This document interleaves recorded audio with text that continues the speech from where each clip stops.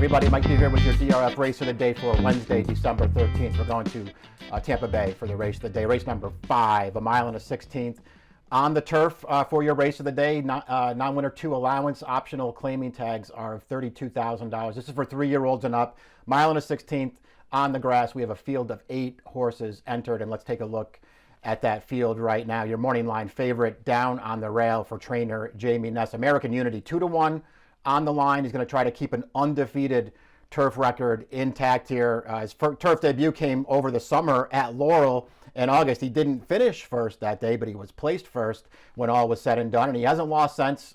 There's a dirt win in there. There are 3 additional turf wins in there. His most recent start also at Laurel, a new career top buyer speed figure of 85, winning that race, and he won it very easily. I suppose you could look at this race and say maybe this is a tougher field than the ones he's been beating, but boy, I don't think it's that much tougher than the races that he's been running in lately. So we'll see. He does feel like the horse to beat. He's got a great post out on the inside. He's got a great running style for this race. Feels like he could really fall into a trip here while able to save some ground, much as he did in his most recent start, which we'll look at in a little bit. Let's go to the Timeform US pace projector and see what Timeform US feels like we have in store here as far as the pace goes. They do have 3 horses sort of bunched up together towards the front at the pace call. That could suggest a competitive pace in here that could set the race up for closers. So we'll see how it all plays out. I'm just not really sure how much I agree with the pace projector. I guess we'll see. They have the number 5 up there, Smart Striker, as part of the pace, and I guess that's possible. This is a horse who's dropping out of a couple of stakes races on the all-weather surface. He is a prior winner on the grass, however. He's just never really, shown a ton of speed in his races. He's never been on the lead in any one of his 12 prior starts. This is a good spot for this horse. I think he fits right in here. I just didn't necessarily, see him as one of the speeds in this race. The 7 could certainly be right up there. One Time Willard, this is a horse who likes to go forward. The more I looked at the race, the more I sort of felt like he would probably make the lead in this race if that was the plan for this horse, who also ran on the all-weather in his most recent start and didn't run that well. But his turf form's okay, and he's got speed. The 8 Nautilus is also projected to be part of this pace. That's possible, I think, mostly because he's also trained by Jamie Ness, and so maybe he's in here to show a little bit of speed and make sure this thing sets up for a stablemate Down on the Rail. This horse was on the lead 2 starts ago on the turf, but that was going 1.5 miles at Delaware at a super slow pace. I'm not sure how fast he actually is. He could certainly make the lead here if they wanted it, having the outside draw.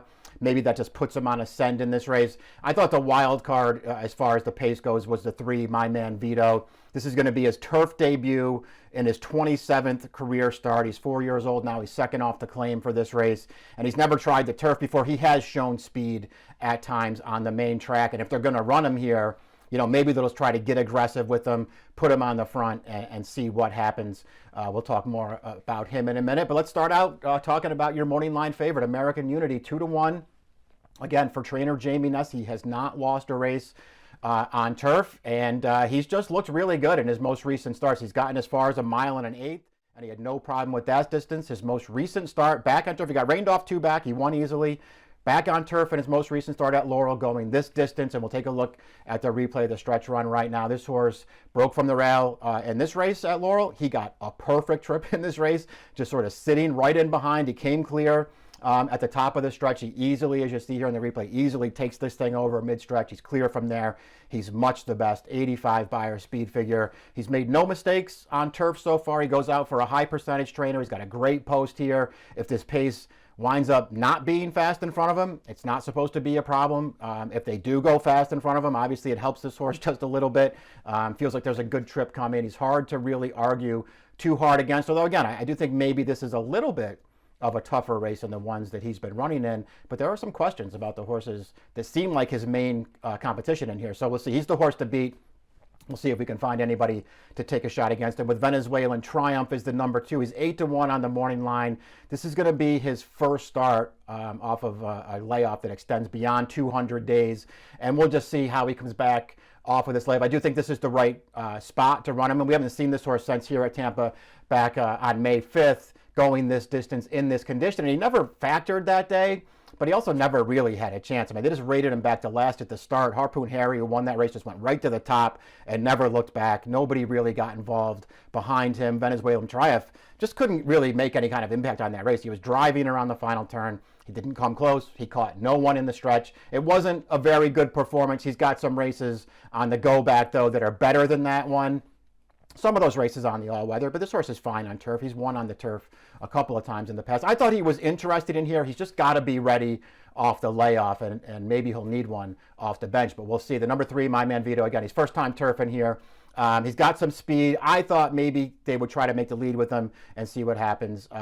He's not my kind of horse. I didn't really want to bet him in here. He's by Congrats, who was not a great turf sire. The Dam did win on the turf. She has one prior foal who also won on the turf, and that foal was not by a good turf sire either. So I don't know, maybe there's something there as far as the pedigree goes. Certainly getting to the front in this kind of a race could be some kind of an advantage. He's just not my kind of horse. He'll be a big price if you like him. Eldon's Prince is the 4 for trainer Safi Joseph. He's going to ship in here from Gulfstream. His most recent start was on the all-weather surface. He ran fine in there. He was well back off the pace, and he was wide around the final turn, but that was a race that went to closers. He had a shot at it. The 1-2 finishers sort of ran right past this horse in the stretch, but he stayed on pretty well. He almost got third when all was said and done. He just came up short there. I thought he ran fine.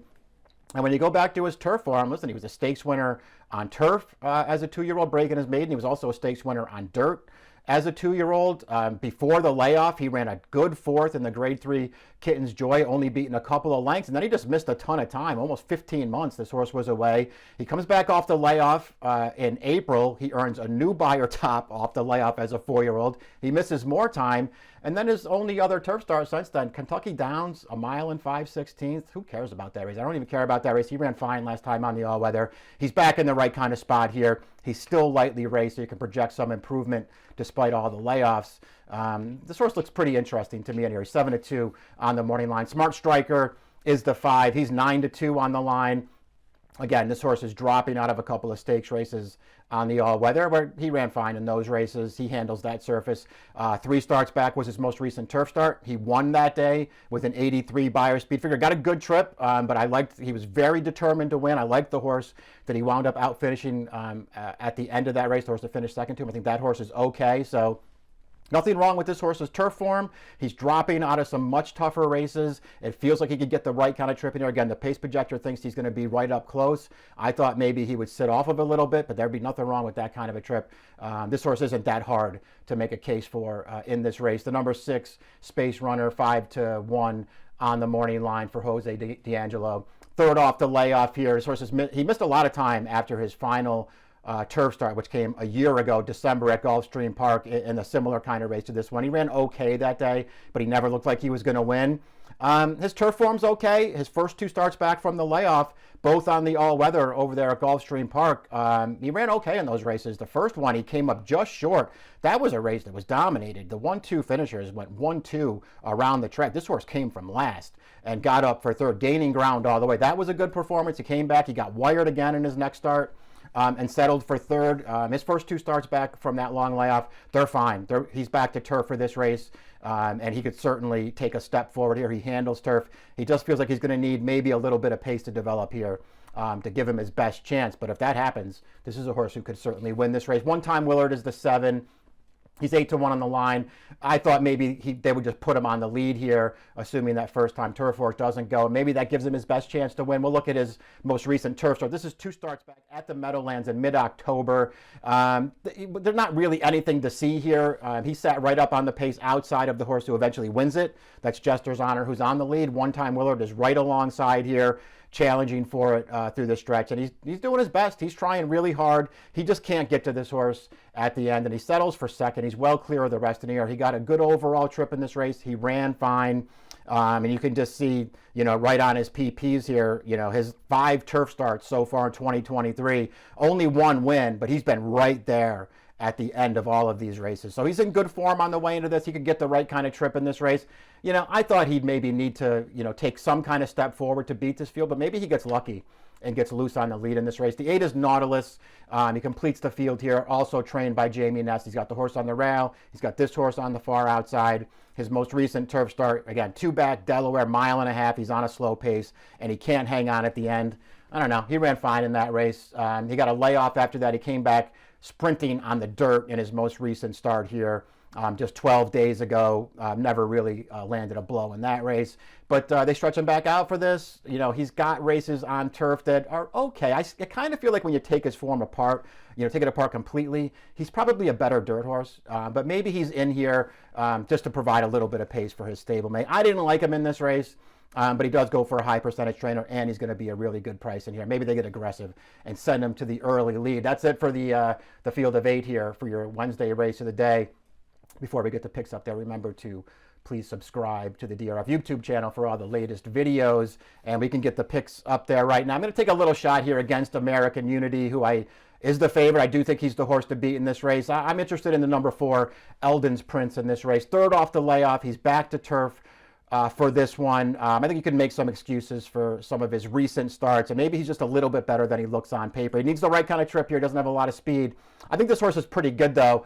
I wanted to try Eldon's Prince on top in this race, and I put the number 2 Venezuelan Triumph in there to get a little bit of a price. Put him, try to get him into exactas here. He's also off of a little bit of a layoff here, but he might be a little bit dirtied up, this horse. So I wanted to try to get him in there and try to beat this favorite down on the rail. I went 4, 2, 1, and 5 in your Wednesday race of the day. It's the 5th at Tampa Bay. The approximate post time is 2:50 Eastern time. Good luck.